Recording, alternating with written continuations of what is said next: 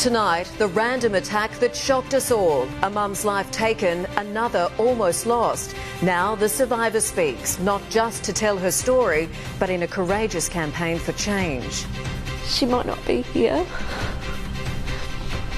but she meant something. Tributes tonight for an elderly man who perished in a Hillcrest retirement village blaze. A southern suburb school community left reeling by a senseless vandalism spree. Another golden moment for the Adelaide actress whose stage is now the world. And a young cricket fan's signature moment amid last-minute preparations for the Adelaide Test. This is Adelaide's 9 News. Good evening. It was a random act of violence that shocked the state. A southern suburbs mum stabbed to death in her Plimpton office at the hands of a deranged killer. In that moment of terror, Susan Scardino risked everything to try to save her colleague and friend, and almost lost her life too. Now, in her first interview, she's revealed to 9 News new details about her terrifying ordeal and her courageous campaign to ensure this never happens again. Stoic but scarred for life, Sue Scardino survived the unthinkable, but now lives with the unbearable. Being the one that's left just carries so much grief and guilt and pain. It was 5 days before Christmas and Sue and 38-year-old Julie Seed were alone in their Plimpton office. Julie bounced in the office. She was excited about her Christmas nails that she'd just got done recently, and it had her hair. We were talking about her hair. We were just talking about all the normal things. It was 3 o'clock in the afternoon and they'd just ordered a late lunch when a man, a complete stranger, walked in armed with a knife and hammer. This was a very calm. It wasn't like a crazy person running into the door, otherwise we would have been alerted somewhere. Police say he stabbed Julie repeatedly, Sue risking her own life, doing everything she could to save her friend when he turned on her too. I remember the terror when I ran outside. I remember people's faces. I remember my need to want to get back into Julie. I remember that just so many people got pulled into that scenario, so many people got hurt. As friends and family gathered at the scene, emergency services were forced to break the devastating news that Julie, a mother of 2, had been killed. I did everything I could, I thought at the time, to keep her safe. And in the aftermath, I thought she was, and she wasn't. Sue was rushed to hospital in a critical condition. I have various stab wounds to my body. Luckily, they're pretty much areas where I can cover up, but I have to look at them every day. Sue's wounds are healing, but her trauma runs deep. But I just can't seem to find myself in there at the moment. I just can't connect with me. It feels like it happened to somebody else. It feels like it's on the outside. It feels like shame. It feels like I was violated. Sean Michaels Dunk has been charged with murder and attempted murder. He'd been released from psychiatric care just 2 days before the attack. He's a coward.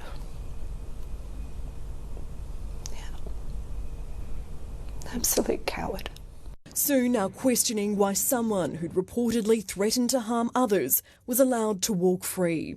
Every threat to life is a threat to life, and we're not taking it serious enough. Her courage on that day still clear now, as she somehow found the strength to fight for change. Police need to have more power. What's the point in them detaining people only for them to fall out the other end? It's a fight she's vowed to wage in honour of her beautiful friend. It can't be for absolutely nothing. We need to take that power back for her. Sue has been invited to sit down with the Premier, that meeting happening in the coming days. She hopes that from this act of random violence, our leaders will finally make some real changes to keep our community safer. Brenton? Thank you, Kelly. A true gentleman devoted to his wife. That's how an elderly Hillcrest man is tonight being remembered after he perished as a blaze took hold inside his retirement unit. His wife managed to flee the flames. A recharging battery on a mobility scooter, the likely cause. As fire tears through a retirement village unit, a voice can be heard calling the name of the man still trapped inside. The man's wife had escaped. She was treated for smoke inhalation as firefighters worked to control the blaze. Before long it was clear 83-year-old Trevor Fielden had perished in the blaze. His wife Grace had survived. Very, very red and real fire. Yes, it was horrible. Horrendous. The fires, the flames were shocking. I couldn't believe it. Everybody was out of their units and worried sick. Nice couple, and he was devoted to it. Trevor's death shattering his family and devastating his many friends. Everyone's absolutely just dumbfounded at the moment that something like this could happen. The operators of the retirement village issued a statement suggesting the fire had been sparked by a recharging battery on a mobility scooter. The Metro Fire Service yet to confirm. Among those now mourning Trevor's loss, his mates at the Prospect Broadview Bowls Club. Trevor was a very quiet, unassuming gentleman. A little bit of a chuckle, a little bit of a dry sense of humour, and just a really lovely gentleman. For more than 10 years, Trevor was a much-loved member of this bowling club. On Saturday, club mates will pause to honour him with a minute's silence. April Cretan, 9 News. The climate protester who caused traffic chaos when she abseiled off the Morfett Street Bridge has been ordered to pay $750 compensation to SA Police and the Metropolitan Fire Service. May Thorne performed the stunt as part of an Extinction Rebellion protest last May, which the court was told required considerable resources from emergency services to be brought to an end. The now 70-year-old will also complete 15 hours of community services.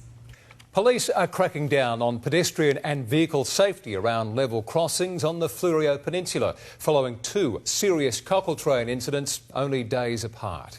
An 87-year-old tourist was killed when struck while walking along the track, and a week later, a collision with a four-wheel drive. Police have already handed out 20 fines during their blitz across Goolwa, Port Elliot and Victor Harbour. Anger and disappointment for a southern suburbs school community tonight, left reeling by a senseless vandalism attack. Golf balls used to shatter windows, including on classrooms kids are only days away from returning to. Just 2 weeks out from the return of school, senseless vandals wreak havoc at the Happy Valley Primary School. It's crap. What can I say, really? There should be maybe something for them to do other than trashing things. 27 smashed windows across several buildings, much of the damage done to classrooms. Shortly before midnight, police responded after banging noises were heard coming from the school, but the offenders were gone. Today, shards of glass littered pathways. Yellow golf balls lay sprawled across the school grounds. Cabinets damaged, a tree stump also found in a window. The school's award-winning kitchen garden turned upside down. The incident comes just a few days after vandals broke into the school's chicken coop, damaged the fencing and egged one of the classrooms. I think it's just a common occurrence, actually, but 27 is pretty intense. It's probably the first time it's been that many. Pretty disappointing. The principal told 9 News the extent of the damage has been assessed and they're working with contractors to repair the damage. The golf balls were stolen from the driving range at the Vines Golf Club. It's believed the offenders broke into the course at around 10:30 before heading to the school. The golf club also damaged during the crime spree. A memorial chair was damaged on one of our tee blocks.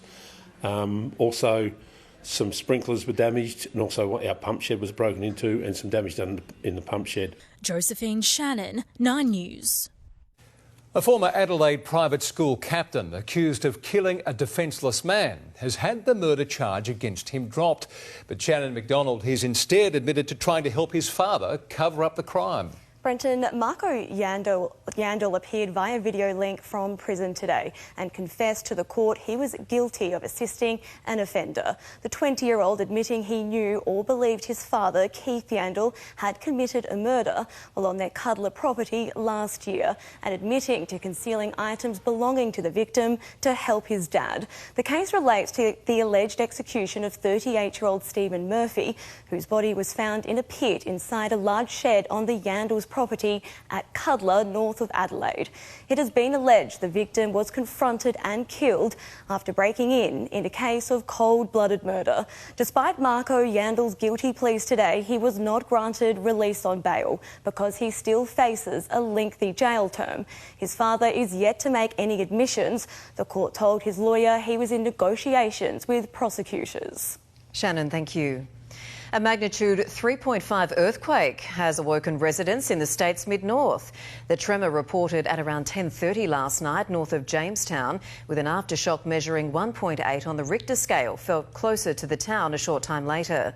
135 reports have been made to Geoscience Australia, some feeling the earthquake in Adelaide and the Murray Lands. Prime Minister Anthony Albanese has hinted cost of living help for households could be on its way, but didn't give any details. High commodity prices means money is available, but high inflation means handouts aren't an option. A new link to help a highway and a new hint of help for households. We've said that we'll always look at more measures to assist households. And there'll be more money to work with. Spot iron ore prices tonight hovering around $137 a tonne, down on recent peaks, but more than double the $60 forecast in the budget. Without doubt, the ability for the Australian government to offer cost of living relief to Australian households is on the back of a strong resources and energy sector. I've asked for Treasury and Finance to give ongoing advice. As the government weighs up what's next, the ACCC is looking into supermarkets, with a potential lawsuit following complaints regarding specials that may not be so special. There should be sufficient penalties to deter supermarkets from price gouging. If the ACCC asks for more powers, my government's up for giving it to them. With the second surplus now looking inevitable, the government faces a choice. Do they return the money to voters or bank the extra bucks? Even though the government's got money and families haven't, it's kind of hard for governments to help without worsening the problem, without making inflation worse than it is. And if inflation goes up, so too will interest rates. Charles Croucher, 9 News. Adelaide actress Sarah Snook's golden Hollywood run has continued, winning her first Emmy for her role in Succession. The drama and dark comedy The Bear, the big winners tonight as the awards celebrated its 75th ceremony. 3 times nominated and tonight The Charm. Sarah Snook, outstanding lead actress in a drama series for her formidable turn as Shiv Roy in dark media drama Succession. Thanks for everyone who voted. The Australian pregnant with her first child while filming the final season. I love you so much and it's all for you from here on out. Dressed in a dramatic red Vivienne Westwood gown this week, a clean sweep for the 36-year-old, a Golden Globe, a Critics' Choice Award and now an Emmy. Australia is punching above one's weight, that you're so well represented now in Hollywood. What do you think about that? It's in the water. Australian Elizabeth Debicki also nominated for Best Supporting Actress in a Drama Series for her portrayal of Princess Diana in The Crown. Careful, you might hit one. That gong awarded to another People's Princess, Jennifer Coolidge. He says I'm definitely dead, so I'm going along with it. Tonight, no wrap-up music. Instead, a hurry-up from host Anthony Anderson's mum. Time. Okay, guess what? One more thing. And I don't want nobody to get disrespectful with my mama because my mama is from the west side of Chicago and she can throw them hands. And no cringeworthy monologue, but tributes to small screen history. Tributes too to legends lost. I'll be there for you. But celebrating The Bear. The Bear! 6 Emmys for The Bear, including Outstanding Comedy, and 6 for Succession. including Outstanding Drama. And in true Hollywood style, outstanding outfits for everyone. Ruth Wynne-Williams, 9 News. And later in the bulletin, we speak to the people here in Adelaide who helped Sarah Snook on her path to stardom. The eyes of the cycling world have turned their attention to the Barossa Valley for the start of the men's Tour Down Under. Scorching temperatures didn't stop fans lining the streets, helping cheer home an Australian stage winner.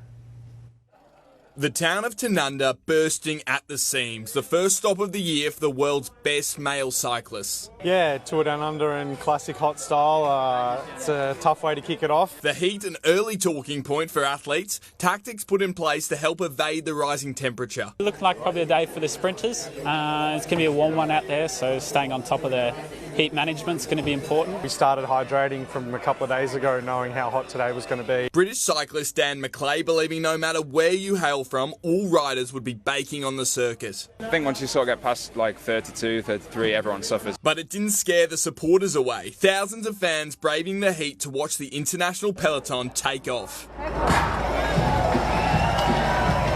And plenty of fun for those a little less focused on the race. I just think like Tanunda's a really good spot for it, and I don't know, it's good for the local businesses as well. They all get like a fair bit of foot traffic. Businesses along the main street, the best spot to watch today's race. Event organisers expect attendance here over the 10 days will eclipse last year's 780,000 people. It's a great concept where they got the start and the finish in the same town. Works out a lot better.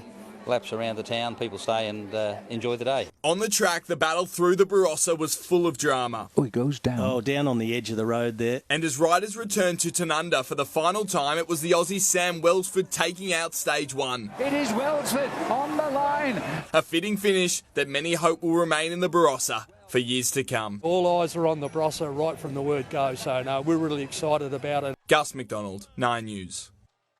Meantime, final preparations are right now being made for one of the biggest events on Adelaide's sporting calendar, the cricket test match at Adelaide Oval. And Samantha Hogan is there tonight. Sam, the Aussies are facing the West Indies again.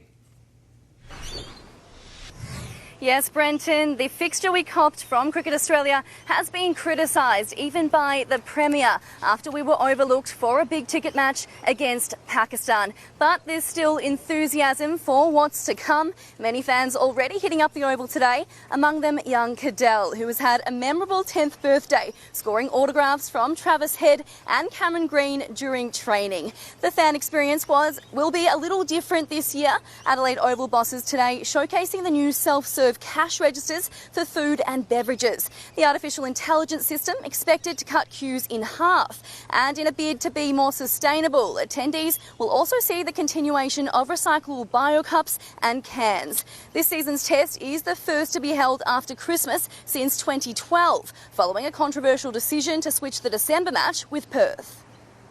Would we prefer a different scheduling time? I think, yes, we would.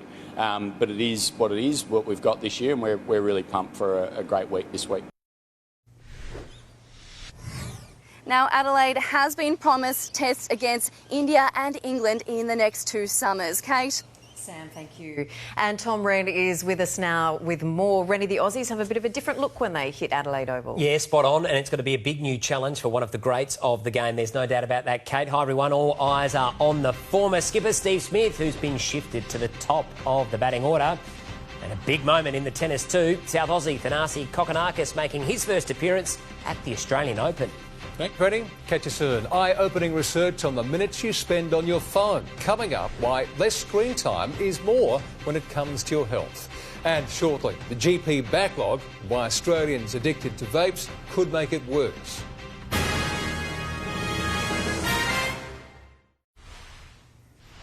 As Ukraine approaches the second anniversary of the Russian invasion, a wave of protests is set for cities across the country. Ukrainians pleading for Australia to donate our dumped fleet of Taipan helicopters as pressure mounts on Defence Minister Richard Marles. The Taipan helicopter, once at the sharp end of Australia's military, now $1 billion bin item. This disposal strategy offered the best value for money for Australian taxpayers. After a taipan crashed off Queensland last July, killing 4 ADF personnel, the entire fleet of 45 was grounded. Defence deciding they'd be disassembled, picked for spare parts and then buried. This is the dumbest government decision I've seen since we leased the Port of Darwin to a Chinese company for 99 years. Just before Christmas, Ukraine's ambassador officially asked Australia to donate the choppers to the fight against Vladimir Putin. We need those taipans to help Ukraine win this war. The Ukrainians are fighting for their lives. They need every bit of equipment to get the upper hand against the Russians. The Defence Industry Minister today citing the taipan's safety record for why they won't be sent. It would be irresponsible for us to move away from the disposal strategy that we've locked on. The risk threshold in war is different to that of peace. Australia, free the taipans for Ukraine. The Ukrainian community is promising to campaign for the taipans in major cities across Australia. They are required now. They are required with speed. Even if the government changes its mind, it remains unclear how many helicopters have already been chopped up and buried. The opposition and defence analysts want an inquiry. How on earth can this be best value for money when, on the second-hand market, those helicopters are worth about $1 billion? Andrew Probyn, 9 News. A man's been arrested over yesterday's vandalism attack on a Woolworths store. A flare was set off inside the shop in Brisbane, which was also graffitied in an apparent protest of the company's decision not to sell Australia Day merchandise. A 40-year-old was arrested last night and will face court on willful damage charges next month. New data from the Health Department, which estimates around 450,000 Australians are expected to ask for prescriptions for nicotine vapes each year, a requirement under the government's new vaping crackdown. Concerns tonight that will lead to close to more than 1 million GP visits in an already clogged system. Queen Mary has marked her first day on the job, attending a ceremony at the Danish Parliament. The Tasmanian-born royal was greeted with cheers as she, King Frederick X and Prince Christian met with lawmakers. Queen Margrethe wasn't far away, despite abdicating after 52 years on the throne. Severe storms have rolled across South Australia today, but Jessica Braithwaite, Adelaide has been spared from all the action. Yeah, you'd hardly even know what was going on here in Adelaide, looking out over those relatively clear skies at Brenton. The storms were an outside chance for us today, but in the end they tended to fire up pretty much all around us, to our north, to our east and to our south. The severe weather warnings have been cancelled for tonight though, and from here it's all getting a lot more simple as we move towards the next couple of days. The temperatures are dropping a lot into tomorrow and it's looking like a calmer forecast for much of the state. So I've got those details coming up soon. Great, we'll see you then. Thank you, Jessica.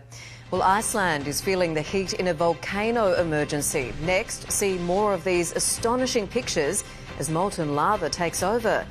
And Trump on top, decimating his rivals in Iowa, snagging nearly 70% of the vote.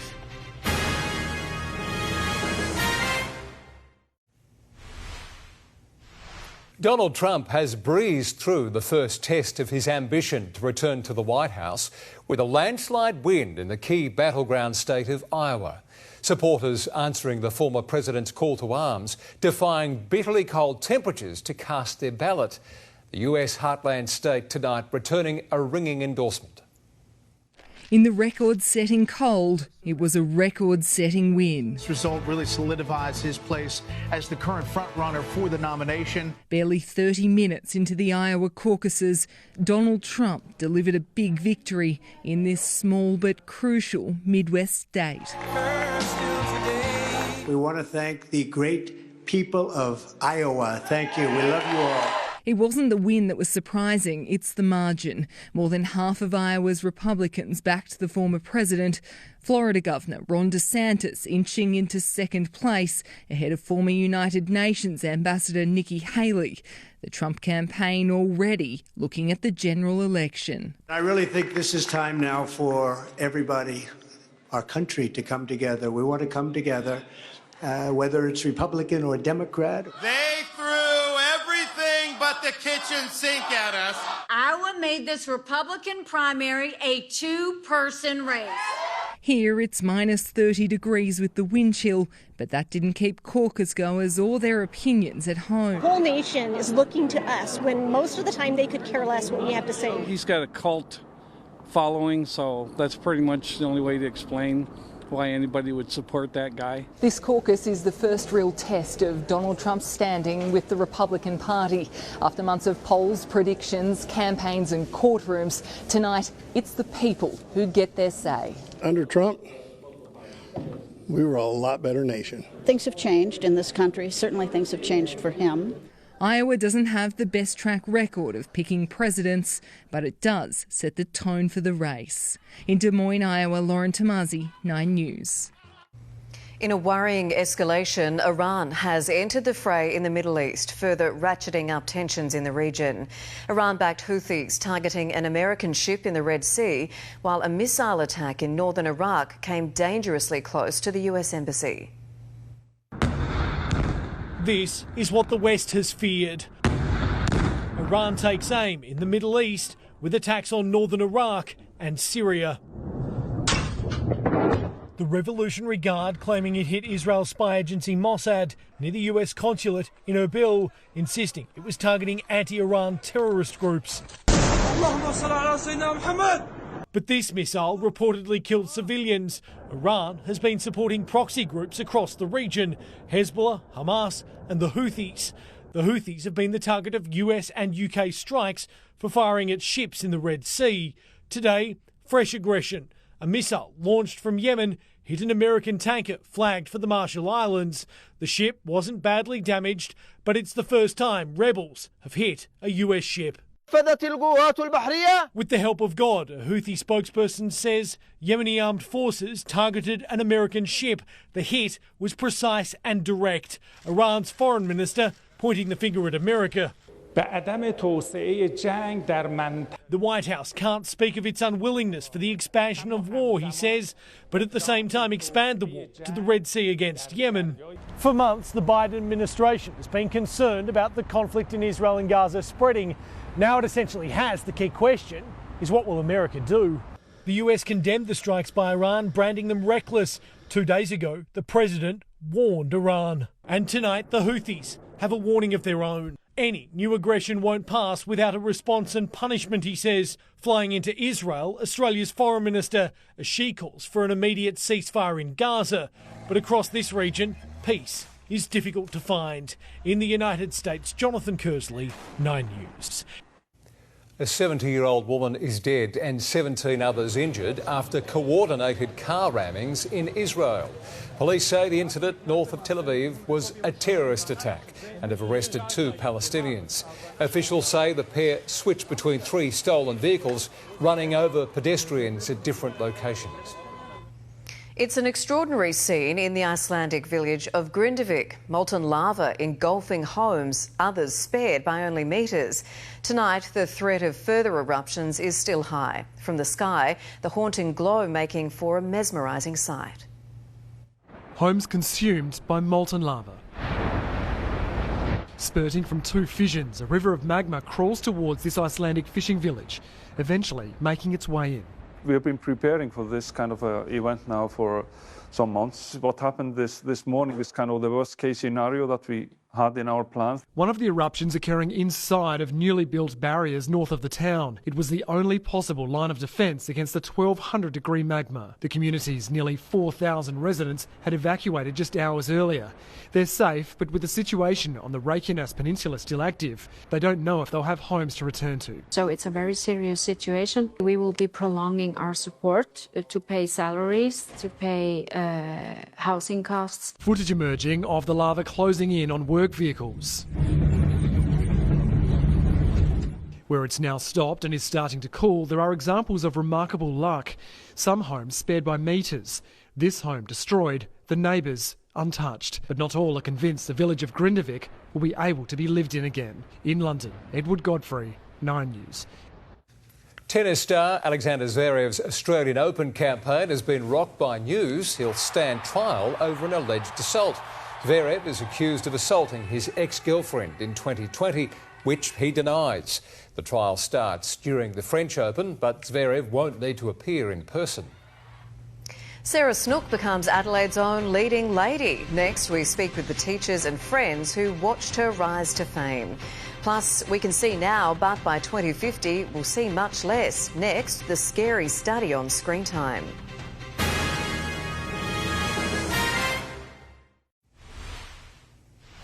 We're spending more time staring at our screens than ever before, and it's taking a toll on our eyesight.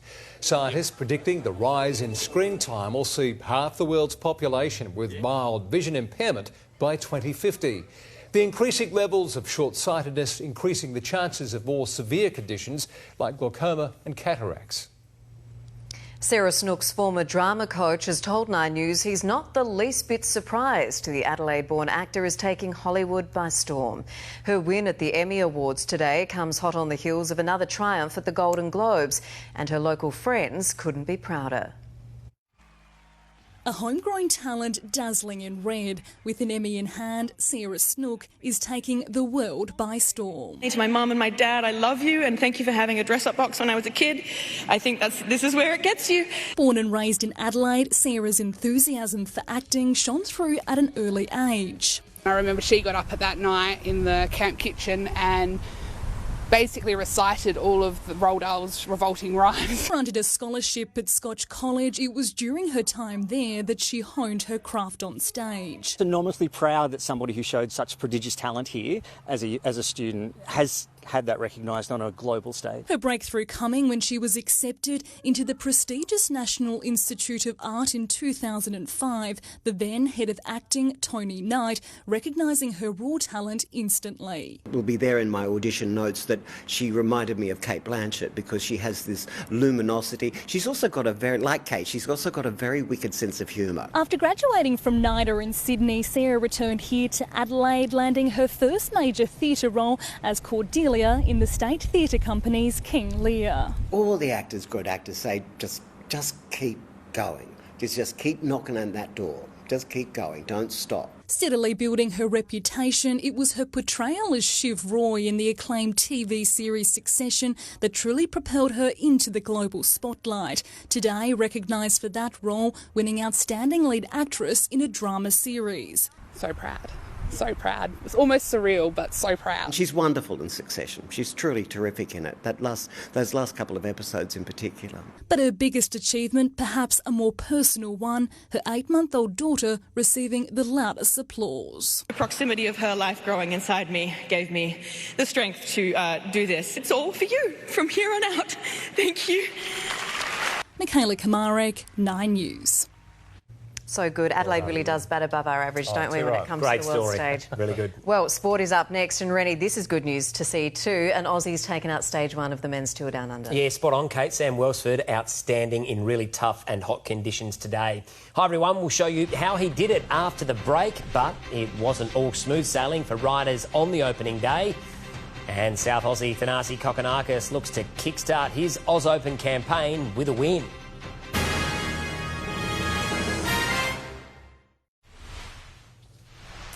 Hello again. Aussie Test skipper Pat Cummins is confident new opening batter Steve Smith can continue to score runs at the top of the order, while admitting he's not sure what to expect from a West Indies side featuring 3 debutants.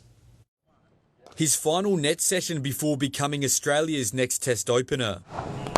Steve Smith put through his paces by coach Andrew McDonald this morning. Skipper Pat Cummins confident he can succeed at the top of the order. I think a new challenge. I think he thrives on that.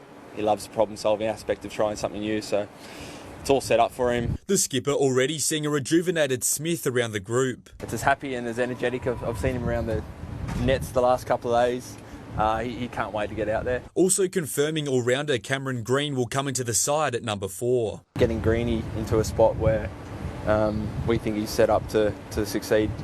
All kind of added up. Cummins admits he's not too sure what to expect from the West Indies this series. Try and get our heads around some of the plays we haven't seen before, but really a lot of it's going to be getting out there, and that's going to be our first kind of feel for some of these players. 3 debutants will feature for the West Indies here in Adelaide. Captain Craig Braithwaite believes his new look side can take it up to the Aussies. All I want to see from the team is fight.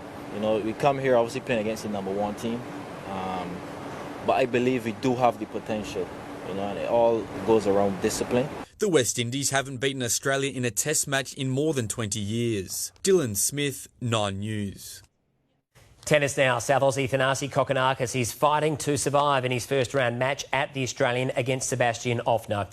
Kokkinakis has just lost the third set and is now 2-1 down, hoping to join Max Purcell, who was also made to earn his maiden Australian Open victory. He's ranked 31 places lower than his Austrian opponent, but the margins in this game are small. There's your fingernail, a millimetre. And in their first tie-break test, Thanasi Kokkinakis proved a class above. Rock solid for the set. And that's brought the crowd into the equation. A 59-minute grind to go a set ahead, and the second would be no easier. Oh my goodness. Offner turning the tide with 2 breaks to level the game. An opening set loss kicked our third-ranked Aussie male into gear. Oh, it's a good shot from Purcell. Max Purcell peeling off the next 2 sets against Matej Valkush in no time until a wayward ball girl caused a distraction. She's literally just here and she just started walking over and then around.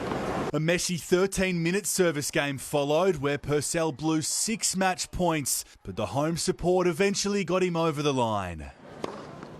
There it is. And I was hoping I'd close out that 5-4 game and I really started getting them into it, let them down, and I was like, just head down, let's get these last 2 and not disappoint. To come out here and kind of get a big win in our home slam is huge for me for confidence for the rest of this year.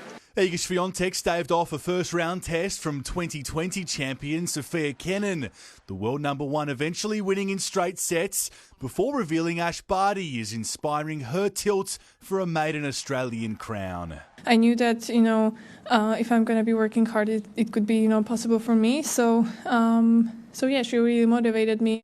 Joshua Daw, 9 News. Aussie cyclist Sam Welsford has made a dream start for his new team Bora Hansgrohe, taking out stage 1 of the Tour Down Under. Race director Stuart O'Grady got things underway as Louis Barre and George Zimmerman soon made a breakaway, picking up sprint bonuses before being hauled in with around 60 kilometres to go. Some riders had a tough time in the hot conditions and it was all set up for a sprint finish as Caleb Ewan put in his claim to take out the stage. He's going to have a go. He's on the left of the picture now as he launches shoulder to shoulder. But the challenger, Miniam Green, no, it is Welsford on the line. This is a dream come true, First race with the guys and they backed me 100%. And, oh, mate, it's super special. First one of the year with the team, we get a win. Oh, I'm stoked, mate. Yeah, well done, Welsford, taking both the sprinters and leaders jersey into stage 2, which will begin in Norwood tomorrow. Well, Adelaide United has confirmed Bernardo will leave the club for A-League rivals Macarthur FC. The son of former Reds legend Cassio is leaving, frustrated by a lack of game time and opportunity. 9 News understands the club is actively seeking to strengthen its squad during the January transfer window and is still hopeful of bringing back midfielder Stefan Mork, who's currently playing overseas. Well, Adelaide 36ers guard DJ Vasiljevic is confident his side will have enough energy to overcome this week's difficult road trip. The Sixers take on the Phoenix tomorrow night and Illawarra on Saturday, meaning they'll have played 5 games in 15 days. But Vasiljevic insists they're up for it. I think we're feeling good. We've had a great start to the new year. Obviously, we dropped one that we shouldn't have against Cairns, but again, you learn from those mistakes. Now we've got 2 games this week to kind of keep our season alive. The Sixers are currently sitting bottom of the NBL ladder, but are only 2 wins outside of the top 6. What about this? Fans of NFL team Buffalo have taken matters into their own hands to help their team through to the next round of the playoffs. With extreme weather smashing North America, spectators had to push through snow to even make it to their seats before using it for touchdown celebrations, even targeting opposition players. A couple of snowballs with no flag. Some Bills fan did not want that to be a touchdown. That's not okay. The icy reception proving too much for Pittsburgh. The Bills prevailing 31-17, while there won't be a repeat of Philadelphia's Super Bowl run form last year. They were beaten by Tampa Bay 32-9. Pretty unusual scenes over there. Fingers crossed Thanasi Kokkinakis can get it done. Straight back to the tennis after the news. Terrific. Thanks so much, Rennie. Well, cooler weather tomorrow for the first day of the test. Jessica Braithwaite has the forecast next. Now, though, a look at tomorrow's speed cameras. Wake up and laugh with Adelaide's #1 breakfast show. Rudits and Laws tomorrow on 104.7 Triple M. For the latest Adelaide news and traffic.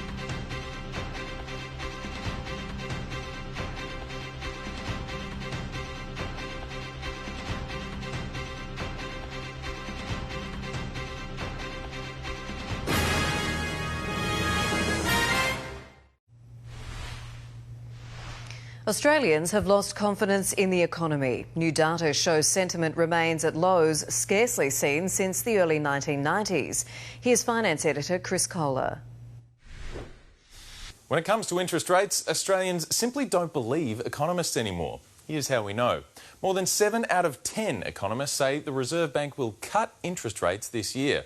In fact, some are predicting up to 3 rate cuts, which is good news if people believe it, but they don't seem to. 6 out of 10 average Australians with a mortgage think interest rates will rise further this year. So they're either not listening to the economists or they think they're full of it. Either way, consumer confidence hasn't been this consistently low since the recession in the early 90s. As for the share market, it was down a hefty 1.1% today, touching 4-week lows. Supermarkets fell after the ACCC said it's having a close look at reports of fake bargains. And the Aussie dollar was also at a 4-week low, buying 66 US cents and closer to 61 euro cents. Thank you, Chris. Now, with the latest on the weather, here's Jessica. Thanks, Brenton. Well, I know it's looking relatively calmer and lots of blue skies around Adelaide today, but it certainly has not been that way around our state, particularly to our east, where we have had severe storms firing up today. And you got a feel for anyone who's been on summer holidays out around the Riverland, particularly in Barmera today, where we had some really full-on weather, turning what would have been a happy camper-type vibe by the lake there at Barmera into anything but. So we had big winds, big rains, we had people clinging onto their tarps to try to stop them flying off in the wind. Thankfully, the severe storm warning for that region has now been cancelled and things are expected to settle down from here, so that certainly is good news. In the city here, we have had a warm one, a top of almost 33 degrees, and it was a warm night too. In fact, the temperature only dipped to around 22 degrees overnight before steadily rising again. Around the suburbs, once again, just like yesterday, it was the northern suburbs that saw the hottest temperatures.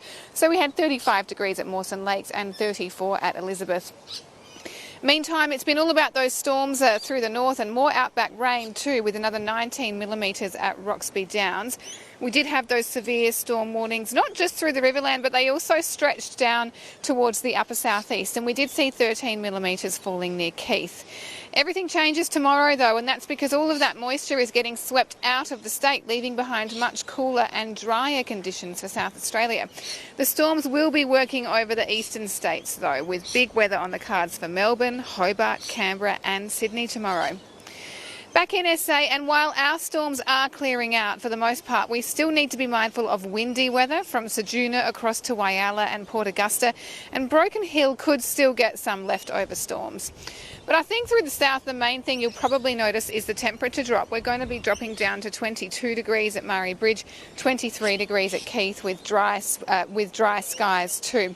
Now, another thing to watch out for is the marine wind warnings. If you're by the Spencer Gulf or the lower southeast coast, we do have marine wind warnings in place there.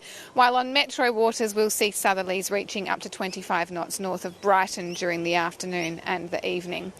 So it's a really different picture around our suburbs tomorrow. It's a temperature drop of around 10 degrees, 23 degrees in store for Glenelg and Noarlunga, and 21 at Mount Barker. In the city, we're going for a top of 23 degrees, also with a cooler low tonight of around 16. The cool temperatures don't last long. It warms up again pretty quickly. We're back up to the mid-30s over the weekend, and we're even beginning next week on Monday with 39 degrees. So I reckon, Kate and Brenton, it might be worth just making the most of the milder conditions for the next couple of days before that heat does kick back in again. Yeah, good advice. Thank you so much, Jessica. And that's the latest from the 9 Newsroom. Thanks for your company this evening. We'll take you back to the tennis now at Melbourne Park. Good night.